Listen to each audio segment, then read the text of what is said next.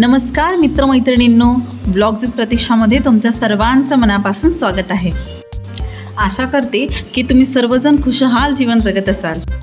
उन्हाळ्यात किचनमध्ये तासनतास उभा राहून स्वयंपाक म्हणजे कोणत्याही स्त्रीसाठी न आवडतं काम असेल आणि त्यात रोज काय भाजी बनवायची हा प्रश्न तर कायमच असतो। आज कमी वेळेत आणि कमी साहित्यात बनणारा खरडा किंवा चटणीही म्हणू शकता, जी तुम्ही भाकरी, चपाती किंवा भातावरही खाऊ शकाल, अशी आजची रेसिपी आहे।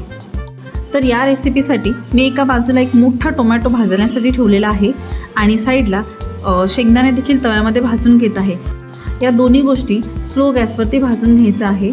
शेंगदाण्याची सालं निघेपर्यंत त्याला भाजायची गरज आहे।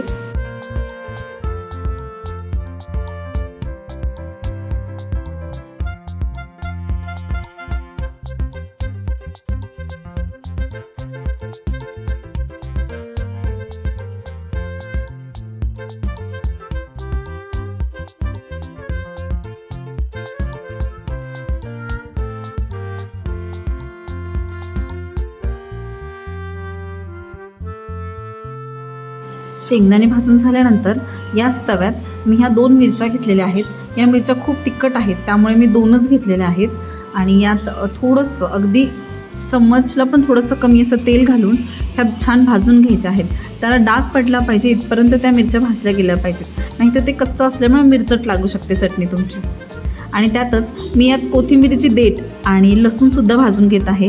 या चटणीत ना कोथिंबीरीची पानं टाकण्यापेक्षा कधीही देठ टाका, चवीला अतिशय छान लागते ही चटणी। चटणीसाठी लागणारं साहित्य सर्व भाजून झालेलं आहे। शेंगदाण्याची सालं काढून घ्यायची आहेत आणि जे टोमॅटोवरचं साल जे जास्त भाजलेलं आहे ते साल काढून घ्यायचं आहे। त्यानंतर याला चवीप्रमाणे मीठ घालून मिक्सरमध्ये बारीक करून घ्यायचं आहे। त्याच्यानंतर तुम्ही डायरेक्ट खायला घेऊ शकता, याला तडक्याची आवश्यकता नाही आहे। ही तुम्ही भाकरी, चपाती, भातासोबतही खाऊ शकाल, तुम्हाला नक्कीच आवडेल।